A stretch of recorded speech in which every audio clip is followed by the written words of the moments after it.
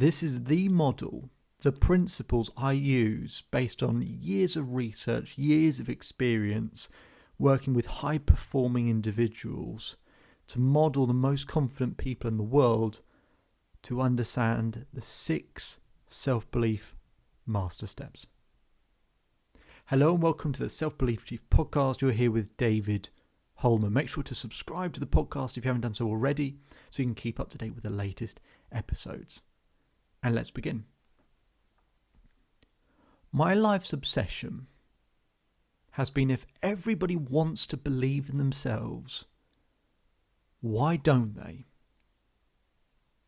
If everybody wants to believe in themselves, why don't they? And I struggled a lot with confidence growing up. I'm half Christian, half Jewish. I experienced a lot of discrimination growing up. I was an athlete. I grew up in various football academies, so I was always in a fairly high pressure environment where you had to perform and deliver. I really struggled with confidence growing up. And I remember really struggling at school, and a teacher pulled me to the side and he said, "David, you've really got to have more confidence in yourself. You've got to really believe in yourself." As he walked away, I said, "How?" And he said, "What do you mean?" I said, "Well, you told me to believe in myself. How?" And he said, "Well, you just got to, you've got to pick yourself up. You've got to, And he didn't have an answer. And the truth is, if anyone ever says believe in yourself to you, ask them how. They won't really have an answer. Not one that you can implement easily. So that was my life's obsession, is how do we find something that we can implement into our own lives so we can have self-belief in whatever area, whenever we need it. So after years of research, years of working with people, looking at some of the most confident people that have ever existed and try and find the common denominators between all of these things, all of these different experiences, I came up with 6 things. A very simple model. If you don't already, I'd love you to grab a pen and paper so that actually you can write this down. So just pause the recording if you need to grab a pen and paper, but otherwise, I'd like you to imagine a clock. We're going to write down 6 things. Okay? At 12 o'clock, I want you to write down the word clarity. Clarity. Okay, that's the first step. That's the first master step. Being clear of what you want, not what you don't want. So, for example, I'm going to make up an athlete called Derek. Okay? Let's use Derek as an example. Derek comes to me and says, "David, I want to have self-belief because I don't want to feel anxious and nervous in a game." Now, if I said to you, don't think of a polar bear, what are you thinking of? A polar bear. So our brain can't process negatives. We can't process, I don't want to feel. We have to shift it into the positive frame of reference of what you want. So what we have to do with Derek is help him do that. So he doesn't want to feel nervous and anxious. Well, how does he want to feel? He goes, okay, I want to feel confident. I want to feel certain. I want to know that I can deliver. I want to know that the things I need to do, I can do well. And I said, specifically, what are those things? Now, let's say Derek is a tennis player. Derek says, you know what? I want to be able to serve consistently. I want to be able to make sure that I get the rhythm right. I want to make sure I get the ball throw correct. And I want to get the snap at the top correct. Okay, now we're being specific. Now we're being clear and framing it as to what we want. That's good. So the first step is clarity. At the 2 o'clock point, energy. Okay, energy is the oxygen of confidence. If you don't have energy, you can't have self-belief. You just can't. So I look at people how to help them reduce the stress hormone, the cortisol in the body, and to boost testosterone, which is the key hormone for confidence. So I help them create that hormone balance. But you can just have a look at any area of your life and think about how could you increase your energy level, right? How could you improve your sleep, your diet, the music you listen to, you spend time with, the postures, the positions that you hold, all of these sorts of things. Once we get that hormone balance right, it's easier to do step 3. And that's at the 4 o'clock point, right? Step 3 is focus. And that's the ability to focus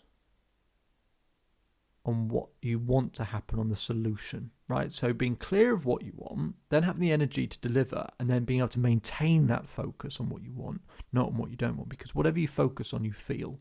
So it's about improving that focus. Once we got those first 3 steps, step 4 at the 6 o'clock point, step 4 called triggers. Having a set of triggers that when you're under pressure or in a highly intense emotional environment, a set of triggers you can always go back to. Because it's hard to kind of rationally or logically talk to yourself when you're in a stressful environment or the emotion's high. Like for Derek, when he's playing a game, the emotion's going to be very high. So he needs to have a set of triggers he can always go back to get him back into a prime mode. And what I will do with Derek is look at the 5 times he's performed at his best. Find those common denominators.